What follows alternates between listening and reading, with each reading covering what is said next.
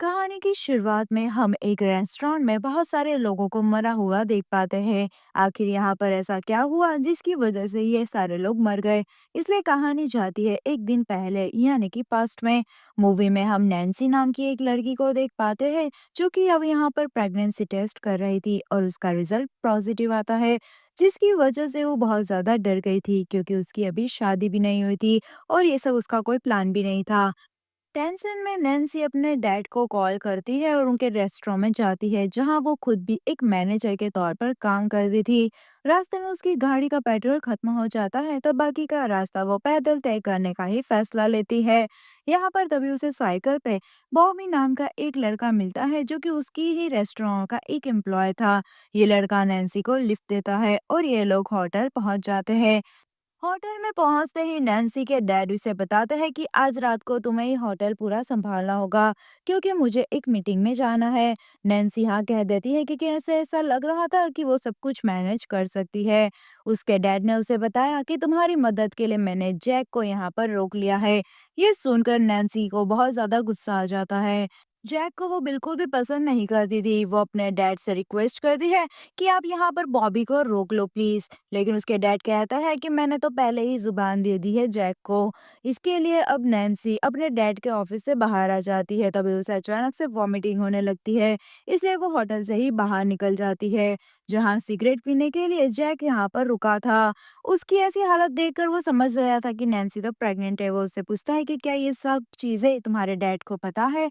Nancy उसकी बात का कोई भी जवाब नहीं देती। उतनी ही देर में यहाँ पर उसके डैड भी आ गए थे, जिन्हें देखकर वो काफ़ी ज़्यादा घबरा गई थी। उसके डैड ने उसकी ऐसी हालत पर कोई भी ध्यान नहीं दिया। वो तो बस जैक को ये कहने लगे कि तुम्हारे पास जो कस्टमर आए तुम उससे अच्छे से ही डील करना। इस बात पे यहाँ पर नैन्सी भी तुम्हारी हेल्प करेगी। नैन्सी से अब ये सब नहीं हो रहा था। वो डैड से पूछ ही लेती है कि डैड कि ऐसी तो कौन सी मीटिंग है जहाँ पर जाना तुम्हारा इतना ज़रूरी हो गया है। तो उसके डैड कहते हैं कि तुम्हारी मॉम के मरने के बाद मैं काफ़ी ज़्यादा अकेला फील करता हूँ, इसलिए मैंने शादी करने का फैसला लिया है और मैं उसी लड़की से मिलने के लिए जा रहा हूँ। ये सुनकर नैन्सी बहुत ज्यादा दुखी हो जाती है। अब यहाँ पर नैन्सी और जैक अपने होटल के अंदर आ गए थे। तब तक यहाँ पर सब कुछ नॉर्मल चल रहा था, लेकिन अचानक उनके होटल के बाहर जवान लड़कों का गैंग आ जाता है। ये लड़के उनके होटल के बाहर बहुत ही ज्यादा बदतमीजी कर रहे थे, बाइक को रेस दे रहे थे और शोर मचा रहे थे और उन्हें बाहर एक खरगोश भी मार दिया था। ऐसे माहौल में उनके कस्टमर्स भाग सकते थे, इसलिए नैन्सी को गुस्सा आ जाता है। वो बाहर उनको भगाने के लिए जाती है। नैन्सी उन्हें धमकी देती है कि यहाँ से चले जाओ, लेकिन वो लड़के उसकी एक भी बात नहीं मानते और उल्टा उसके पीछे पीछे होटल में आ जाते हैं और मास्क पहनकर उसे ऑर्डर देने लगते हैं। नैन्सी को गुस्सा आ चुका था। वो उनसे कहती है कि तुम यहाँ से जाओगे नहीं तो मैं पुलिस को कॉल कर दूंगी। यहाँ पर वो लड़के उससे नहीं डर रहे थे, इसलिए नैन्सी सच में पुलिस को कॉल करने का नाटक करने लगी, जिसकी वजह से वो लड़के यहाँ पर से उठ जाते हैं और उसमें से एक लड़का उसके पास आकर कहता है कि अभी तो हम जा रहे हैं लेकिन वापस जरूर आएंगे। जिस तरह उन लड़कों ने नैन्सी की बेइज्जती की थी ना, ये सभी पर लोग यहाँ पर हंसने लग गए थे। ये देखकर नैन्सी को बहुत ज्यादा गुस्सा आने लगा। वो पूरे स्टाफ को बुलाती है और सबको कहती है कि मैं ही तुम्हारी मैनेजर हूँ और मेरी इज्जत करना तुम्हारा फर्ज है। वो यहाँ पर कहने लगती है कि मेरा ऑर्डर मानना तुम्हारी ड्यूटी है क्योंकि मैं तुम्हारी ओनर हूँ। जहाँ पर जैक कहने लगता है कि सब कुछ तुम्हारे डैड का है ना कि तुम्हारा, और तुम्हारे से ज्यादा काबिल तो हम लोग हैं। नैन्सी के गुस्से की इंतहा ज्यादा हो गई थी और वो जैक के सामने बदतमीजी करने लगती है और उसे जॉब से निकाल देती है। जैक हैरान हो गया था। उसने कहा कि तुम ऐसा नहीं कर सकती, लेकिन नैन्सी ने कहा कि अब मैं ही मैनेजर हूँ और मेरा ही ऑर्डर चलेगा। जैक भी गुस्से में अपना एप्रन उतार कर वहां से चला जाता है। नैन्सी ने ये सब कुछ जो किया था ना, वो जज्बात में आकर किया था। उसे समझ नहीं आ रहा था कि ये सब क्या हो गया। वो वॉशरूम में जाती है और अपना मुंह धोती है और अपने आप को रिलैक्स करने की कोशिश भी करती है। तभी हम देखते हैं कि वॉशरूम के बाहर बॉबी उसका इंतजार कर रहा था। वो उसे कहता है कि मैं तुम्हारी मदद के लिए आज रात रुक जाता हूँ। तुमने जैक को निकाल दिया है और तुम्हारा अकेला रुकना यहाँ पर ठीक नहीं है। इस पर नैन्सी को और भी ज्यादा गुस्सा आ जाता है। उसे लगता है कि बॉबी इस पर तरस खा रहा है, उससे दोस्ती करने की कोशिश कर रहा है। वो बॉबी को यहाँ पर खरी खोटी सुना देती है। ये सारी बातें सुनकर बॉबी को बहुत ज्यादा हर्ट हो जाता है। वो वहीं पर नैन्सी को छोड़कर चला जाता है। थोड़ी ही देर में पूरे स्टाफ की शिफ्ट खत्म हो गई थी और नैन्सी अब अकेले ही रह गई थी। इसलिए वो सबसे पहले सफाई करती है और उसके बाद कस्टमर ना आने पर अपने डैड के ऊपर कॉल पर बात करने लग गई थी। कॉल पर उसने डैड को बताया कि जैक को वो फायर कर चुकी है। उसके डैड भी हैरान हो जाते हैं तो नैन्सी उनसे कहती है कि वो बिल्कुल मेरी रिस्पेक्ट नहीं कर रहा था और उसने सबके सामने मेरी बेइज्जती भी की। मैं क्या करती? उसके डैड परेशान हो गए थे क्योंकि नैन्सी पूरी रात अकेले ही रहने वाली थी। वो उसे पूरी रात अलर्ट रहने को कह देते हैं और कोई भी प्रॉब्लम हो तो तुरंत उन्हें कॉल करने को भी कह देते हैं। नैन्सी को तो कोई भी डर नहीं था। उसने तो यहाँ पर गाने बजाना शुरू कर दिया और डांस करने लगी और दोबारा से उसने काम शुरू कर दिया। लेकिन एंजॉयमेंट उसका तब तक ही था जब तक उसने होटल के बाहर उसी गैंग को नहीं देखा जो आज दोपहर में ही आए थे। उन्हें देखकर वो गुस्से में आ गई और अपने स्पीकर में उन्हें कहा कि तुम लोग यहाँ से चले जाओ, अगर नहीं गए तो पुलिस बुला लूंगी। ये बात कहते ही वो नोटिस करती है कि उसके होटल के सारे दरवाजे और खिड़कियां खुले थी। पुलिस में आने में यहाँ पर देर लग सकती थी और अगर यह लोग उनसे नुकसान पहुंचाने लग गए तो ज्यादा टाइम नहीं लगेगा। ये सोचते ही उसने सारी खिड़कियां और दरवाजे बंद करना शुरू कर दिए। वो पुलिस को तुरंत ही कॉल कर देती है और उन्हें बताती है कि बाइकर्स की एक गैंग मुझे परेशान कर रही है। पुलिस वाले उसकी मदद के लिए इंस्पेक्टर को भेजने की बात करते हैं। फोन रखते ही अपने होटल के वो चारों तरफ जोर जोर से दरवाजा बजने की आवाज सुनने लग गई थी। वो डर जाती है इसलिए काउंटर के नीचे छुप जाती है। काफी देर नॉक होने के बाद अचानक से नॉक होना बंद हो जाता है। नैन्सी को यहाँ पर कुछ सुकून मिला और एकदम से दोबारा उसके दरवाजे पर किसी ने नॉक किया और वो डर गई। चुपके से उसने काउंटर से उठकर बोला और देखा तो बाहर एक शेरिफ यानी कि पुलिस ऑफिसर आए हुए थे, जिसके लिए जाकर उसने फौरन से दरवाजा खोल दिया। यहाँ पर आते ही पुलिस ऑफिसर कहता है कि मुझे इस जगह की जांच करनी होगी और वो इस जगह की तलाशी अच्छी तरह से लेते हैं। लेकिन नैन्सी के अलावा वहां पर कोई भी उन्हें नहीं मिलता। यहाँ पर तो दूर उन्हें होटल के बाहर भी कोई भी नजर नहीं आ रहा था और वो रिपोर्ट कर देता है कि हो सकता है कि लड़की का वहम हो। उसका डर दूर करने के लिए वो कुछ देर के लिए लड़की के साथ ही रुक जाता है। इसके बाद वो नैन्सी को अपने लिए कॉफी बनाने को कहता है और वहीं बैठ जाता है। नैन्सी को यहाँ पर पुलिस ऑफिसर की नजरें भी अनकंफर्टेबल कर रही थी। पुलिस ऑफिसर नैन्सी के पास आता है और कहने लगता है कि तुम मेरे साथ पुलिस स्टेशन चलो। इस ग्रुप की वारदात बहुत ही ज्यादा दिन ब दिन बढ़ती जा रही है, तुम्हें मेरे साथ चलना चाहिए और पुलिस में कंप्लेन करनी चाहिए।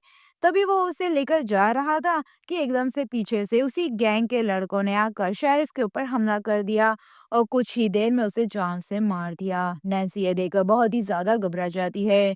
अपनी जान बचाने के लिए वो गिराज में जाकर छुप जाती है। वो बहुत ही ज्यादा डर चुकी थी, उसे समझ नहीं आ रहा था कि वो आखिर किसकी मदद ले। लेकिन तभी उसकी किस्मत अच्छी थी कि बॉबी वहां पर उसे दिख जाता है। नैन्सी को काफी ज्यादा हौसला मिलता है। वो जल्दी से बॉबी को खामोश करते हुए होटल के अंदर ले जाती है और हम देखते हैं कि वो ग्रुप के लड़के भी उस होटल के अंदर आ चुके थे।